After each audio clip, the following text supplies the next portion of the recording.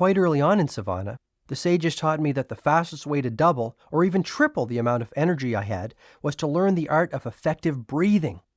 Their philosophy was simple. Take in more oxygen through efficient breathing, and you liberate your energy reserves along with your natural state of vitality. Okay, so where do I start? It's actually pretty easy. 2 or 3 times a day, take a minute or two to think about breathing more deeply and effectively. Your belly should move out slightly. This indicates that you are breathing from the abdomen, which is good. A trick that Yogi Raman taught me was to cup my hands over my stomach. If they moved out as I inhaled, my breathing technique was proper. Very interesting. If you like that, then you'll love the third ritual of radiant living, said Julian, which is the ritual of live nourishment. Yogi Raman put it this way: as you nourish your body, so you nourish your mind. I assumed then that you changed your diet. Radically. Live foods are the answer.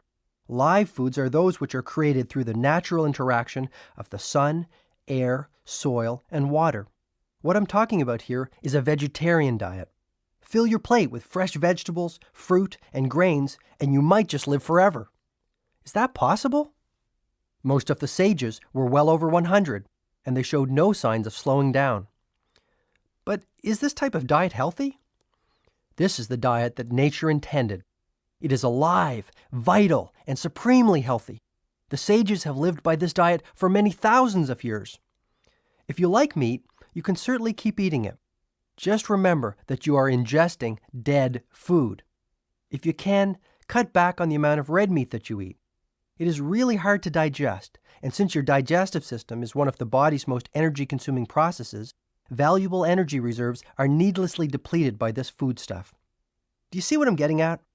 Just compare how you feel after eating a steak with your energy levels after you've had a salad. If you don't want to become a strict vegetarian, at least start having a salad with every meal and fruit for dessert. Even this will make a huge difference in the quality of your physical life. Try it for about a month and judge the results for yourself. You will feel phenomenal. Okay, if it's good enough for the sages, it's good enough for me. I promise you I will give it a shot. If I have sold you on the ritual of live nourishment, I think you will love the fourth one. The student is still holding his empty cup. The fourth ritual is known as the ritual of abundant knowledge.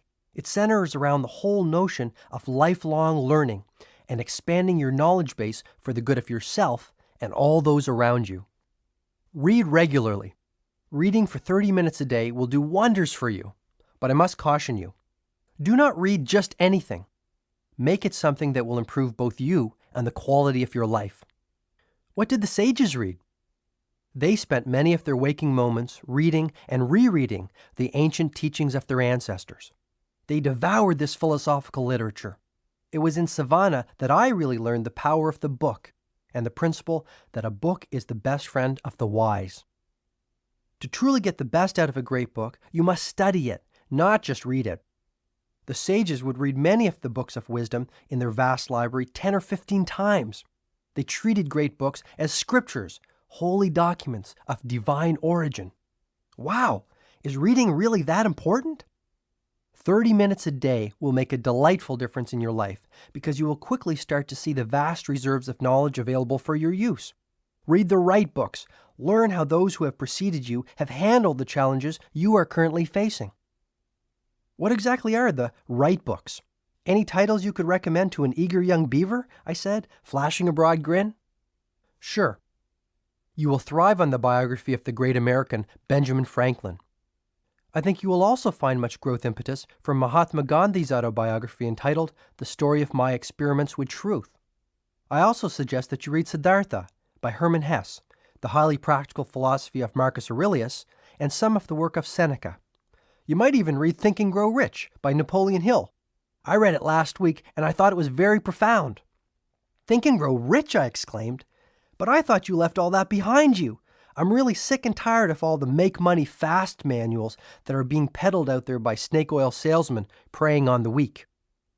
Easy, big fella. I couldn't agree with you more, offered Julian, with all the warmth and patience of a wise, loving grandfather. That little book is not about making a lot of money.